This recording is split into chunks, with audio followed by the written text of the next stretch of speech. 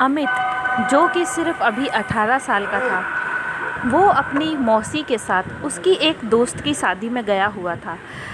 शादी में उसने कुछ ज़्यादा एंजॉय नहीं किया और जल्दी ही खाना खाने के बाद वो अपने घर जाने के लिए निकल गया।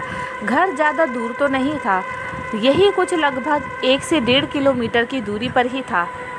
और उसने अपनी मौसी से कहा कि मौसी, मैं अभी जा रहा हूँ।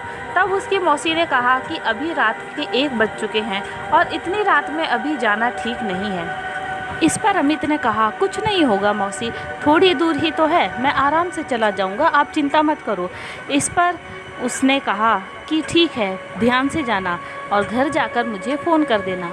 तब अमित ने कहा कि हाँ मौसी, ठीक है। फिर वो अपने घर के लिए निकल गया।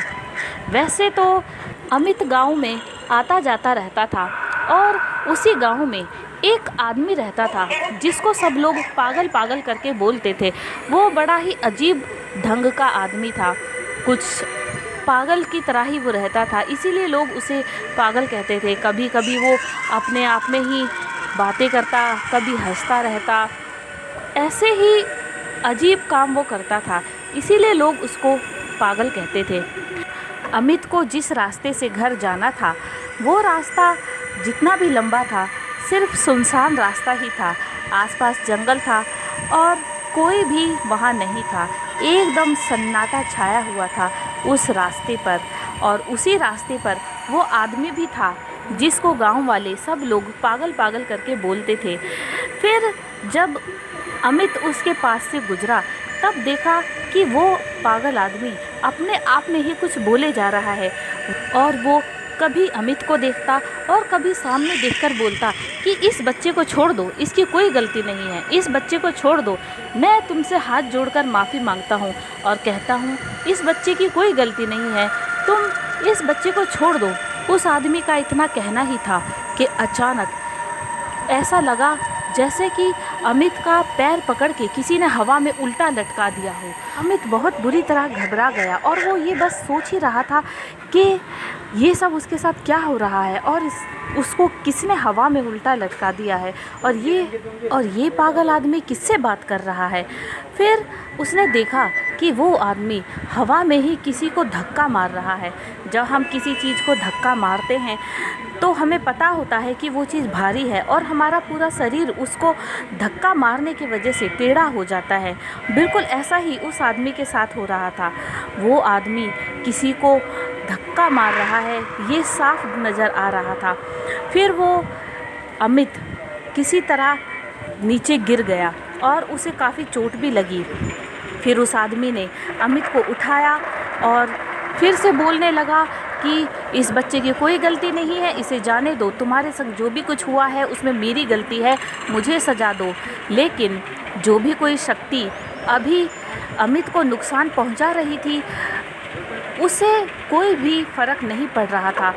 वो उसे हवा में उड़ाते हुए ले गई और एक कुएं में लटका दिया और वो पागल आदमी भी उसके पीछे पीछे दौड़ता हुआ उस कुएं की तरफ गया और उसने भगवान का नाम लेना शुरू कर दिया और किसी तरह उसने अमित को उस कुएं से निकाला और कहा कि तुम मेरे साथ चलो और मेरा हाथ मत छोड़ना। इस पर अमित ने कहा ठीक है। फिर वो आदमी अमित को दौड़ाते हुए उसके घर की तरफ लेकर गया और घर आने ही वाला था कि थोड़ी दूर पहले ही उसने कहा कि अमित, अब तुम अपने घर जाओ और मैं अपने रास्ते जाता हूँ। तब अमित सोचने लगा कि ये आदमी जिसको सब लोग पागल पागल कहते हैं, ये तो पागल है ही नहीं, बल्कि ये तो बहुत ही अच्छा इंसान है, कितना भला इंसान है, इसने इतनी मेरी मदद करी। फिर अमित ये सोचते हुए अपने घर में चला गया। उसने उस समय तो अपने घर वालों से कुछ नहीं कहा, लेकिन अगले दिन अमित ने अपने घर वालों को ये पूरी घटना के बारे में बताया और उसने अपने चाचा से कहा कि वहाँ पर जहाँ पर उसको कुएं में लटकाया गया था, उस जगह के बारे में उसे बिल्कुल भी पता नहीं था। यहाँ तक कि गांव वालों को भी पता नहीं था कि वहाँ कोई कुआं है। और इस पर जब उसके चाचा ने ये सुना कि उसे कुएं में लटका दिया था उस बुरी आत्मा ने, तब किसी ने उसकी बात पर विश्वास नहीं किया। फिर अमित ने कहा कि मैं जानता था कि आप मुझ पर विश्वास नहीं करोगे। फिर अमित ने उन सब को अपने साथ लेकर उस कुएं की तरफ ले गया और वो कुआं अभी भी वहीं पर मौजूद था।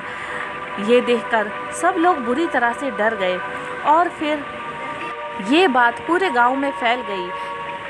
अब तक तो किसी को भी पता नहीं था कि उस रास्ते में कोई कुआं भी है।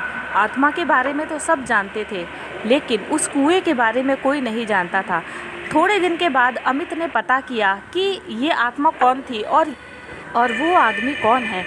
फिर अमित ने किसी और के पास ना जाकर उसी आदमी के पास जाने का फ़ैसला किया, क्योंकि अब उसे पता चल चुका था कि वो आदमी कोई पागल नहीं या फिर कोई बहुत बुरा आदमी नहीं, बल्कि एक अच्छा इंसान है जो सबकी मदद करना चाहता है। तो इसीलिए अमित ने उसी आदमी के पास जाकर बात करने का फ़ैसला किया। उस आदमी ने अमित को बताया कि कई साल पहले की बात है, मैं और मेरी बीवी एक दूसरे के साथ बहुत खुश रहते थे, लेकिन कुछ गांव वालों को मेरी बीवी के ऊपर शक था कि जब मैं अपने काम से कहीं बाहर जाता हूँ तो वो किसी और के साथ होती है और कई बार उसे किसी और के साथ घूमते हुए भी देखा गया। और इसी के चलते मैं अपनी बीवी पर बहुत शक करने लगा और एक दिन मैंने और मेरे गांव वालों ने मिलकर उसको बहुत मारा और उसके बाद उसे जिंदा जला दिया और उसके बाद आकर उसी कुएं में उसको फेंक दिया जिस कुएं में वो तुम्हें ले जाने की कोशिश कर रही थी। लेकिन काफ़ी समय के बाद ये पता चला कि वो बेकसूर थी और जिससे वो कभी कभी मिलती थी वो तो उसका कोई दूर का रिश्तेदार लगता था। और ये सब जानने के बाद मुझे बहुत दुख हुआ, लेकिन अब तो कुछ हो ही नहीं सकता। काश मुझे पहले पता होता तो मुझसे इतनी बड़ी गलती कभी नहीं होती। ये कहानी बस यहीं तक ही, और इस कहानी से हमें बहुत बड़ी सीख मिलती है कि किसी पर भी शक करने से पहले हमें सच्चाई का पता होना बहुत ज़रूरी है, वरना किसी की भी ज़िंदगी बर्बाद हो सकती है।